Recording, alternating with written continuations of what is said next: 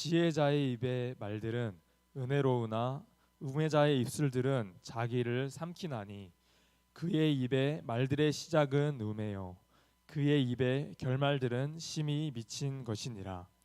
우매한 자는 말을 많이 하거니와 사람은 장래를 알지 못하나니 나중에 일어날 일을 누가 그에게 알리리요. 우매한 자들의 수고는 자신을 피곤하게 할 뿐이라. 그들은 성읍에 들어갈 줄도 알지 못함이니라. 아멘. 기도하겠습니다. 하나님 아버지, 오늘도 새날 허락하셔서 이른 아침부터 예배드리게 하시니 감사드립니다. 우리가 하나님 앞에 매 순간 예배드릴 때 하나님 우리의 예배를 기쁘게 받아주시고 또 하나님께 기도하고 간구하고 또 아뢰는 것마다 하나님의 선하신 뜻대로 응답하여 주시옵소서. 오늘 각자에게 또 하나님 넘치는 은혜를 허락하셔서 또 우리 주어진 일 맡겨진 일들 잘 감당하는 하루 되게 하시고 언제 어디에서나 무엇을 하든지 주님 늘 기쁨과 감사가 흘러 넘치도록 하여 주시옵소서. 오늘도 오늘 성령으로 붙들어 주시고 우리가 무엇을 하든지 먹든지 마시든지 주님의 영광을 위해서 살아가는 오늘 하루 되게 하여 주시옵소서. 우리 주 예수님의 이름으로 기도드립니다. 아멘. 오늘 본문 12절과 13절 말씀을 다시 한번 읽도록 하겠습니다. 지혜자의 입의 말들은 은혜로우나 우매자의 입술들은 자기를 삼키나니 그의 입의 말들의 시작은 우매요 그의 입의 결말들은 심히 미친 것이니라. 아멘. 전도자는 지혜자의 말들은 은혜롭다고 말하고 있습니다. 지혜자는 사람들에게 칭찬과 격려 또 위로의 말을 들려줍니다. 그러면 상대방은 용기가 나고 또 기분이 좋아져서 없던 힘도 생겨날 것입니다. 반면 우매자의 말들은 어떻습니까? 우매자의 가장 큰 특징은 말이 어리석다는 것입니다. 인간의 대부분은 이 말과 관련되어 있습니다. 인간이 하나님을 떠나게 된 원인, 에덴 동산에서 쫓겨나게 된 첫 번째 원인은 또 마귀가 속삭이는 말을 들은 것입니다. 이사야 선지자 또한 성전에서 하나님의 거룩한 임재를 경험한 후에 처음으로 고백한 것도 또 이사야 6장 5절에서 이렇게 증거합니다. 이사야 6장 5절 말씀을 같이 읽겠습니다. 그때 내가 말하되 하로다 나여 망하게 되었도다. 나는 입술이 부정한 사람이요 나는 입술이 부정한 백성 중에 거주하면서 만군의 여호와이신 왕을 배웠음이로다 하였더라. 아멘. 대선지자라 불리는 이사야조차 자신의 입술이 부정하다고 말하고 있습니다. 하나님의 소명을 받을 정도의 이 성숙한 사람임에도 이 말에 관하여는 자신이 없었던 것입니다. 그렇다면 우매자들의 입술은 어떻겠습니까? 어리석은 자는 입증하지도 못하는 이 가설들을 마구 쏟아내서 또 진리를 가리고 또 선동적인 이슈들을 가지고 대중들을 미혹합니다. 또한 세상을 시끄럽게 합니다. 그래서 전도자는 그의 입의 결말들은 심히 미친 것이니라 라고 말하고 있습니다. 인간이 가장 쉽게 그리고 가장 많이 죄를 짓게 되는 것이 입으로 또 무익한 말을 하는 것입니다. 말조심은 아무리 해도 부족합니다. 잔악계나 불조심이라는 말이 있는데 말도 마찬가지로 말은 마치 태우는 불과 같다고 성경에서 말하고 있습니다. 야고보서 3장 5절에서 6절 말씀을 같이 읽도록 하겠습니다. 이와 같이 혀도 작은 지체로되 큰 것을 자랑하도다. 보라 얼마나 작은 불이 얼마나 많은 나무를 태우는가. 혀는 곧 불이요 불의의 세계라. 혀는 우리 지체 중에서 온 몸을 더럽히고 삶의 수레바퀴를 불사르나니 그 사르는 것이 지옥불에서 나느니라. 아멘. 마치 작은 불이 숲을 태우는 것처럼 말 한마디가 온 집안을 불태울 수도 있고 또 이 말 한마디로 사람을 살리기도 죽이기도 할 수 있다는 것입니다. 우리는 그 말의 위험성을 인식하고 또 잔악계나 언제든지 말조심을 해야겠습니다. 계속해서 본문 14절 말씀을 읽겠습니다. 우매한 자는 말을 많이 하거니와 사람은 장래일을 알지 못하나니 나중에 일어날 일을 누가 그에게 알리리요. 아멘. 우매한 자가 말을 많이 한다는 것은 무엇을 알지도 못하면서 말만 많은 것입니다. 심지어 우매자는 어리석음을 떠들면서도 자기 스스로를 지혜롭다 착각합니다.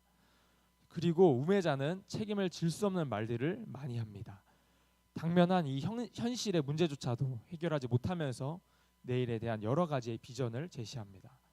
장래일을 또한 예측함으로써 자신의 지혜로움을 드러내려 합니다. 그러나 사람은 장래일을 알지 못합니다. 하나님은 사람에게 장래일을 알지 못하도록 하셨고 또 이곳은 전도자가 계속해서 강조해 온 것들입니다. 본문 15절 말씀을 읽겠습니다. 우매한 자들의 수고는 자신을 피곤하게 할 뿐이라 그들은 성읍에 들어갈 줄도 알지 못함이니라. 아멘.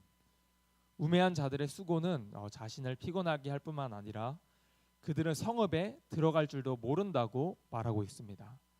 이 말은 우매한 사람이 어떤 일을 한다 하더라도 유익은커녕 피곤하기만 할 뿐이라는 말입니다.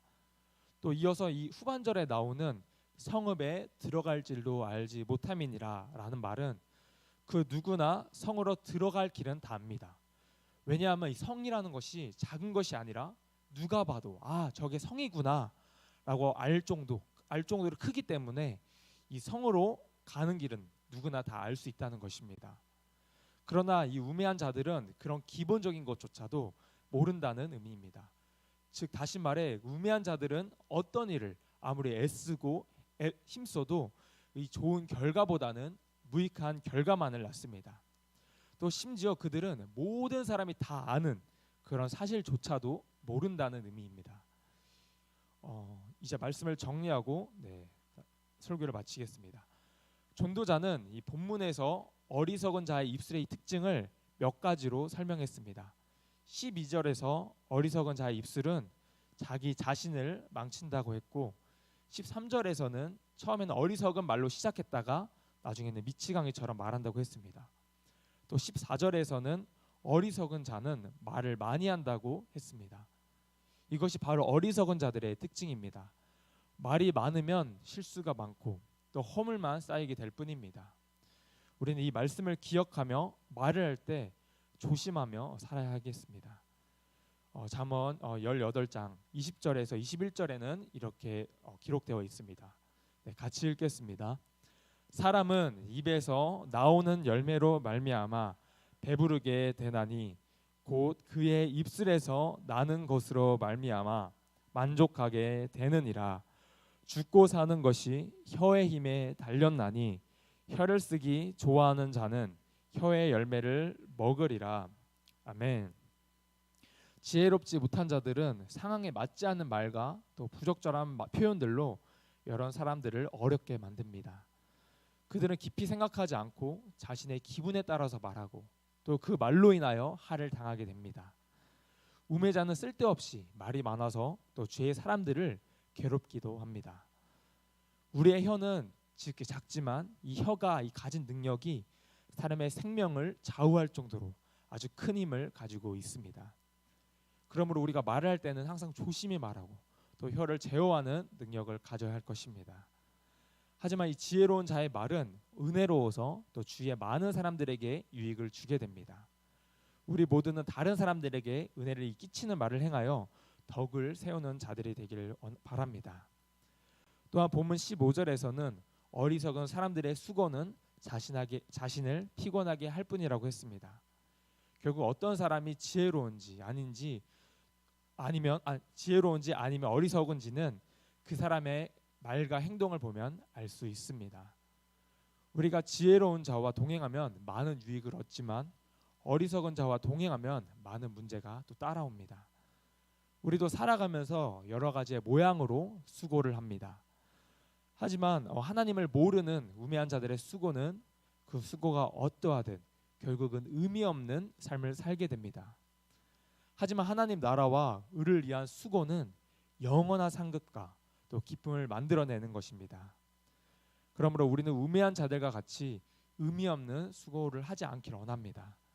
우리는 생명을 구하고 또 영혼을 새롭게 하는 정말 참된 의미와 가치가 있는 것에 수고하며 힘쓰는 자들이 되기를 원합니다.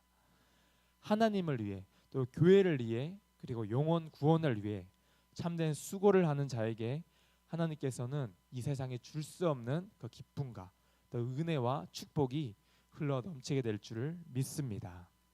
아멘. 기도하겠습니다.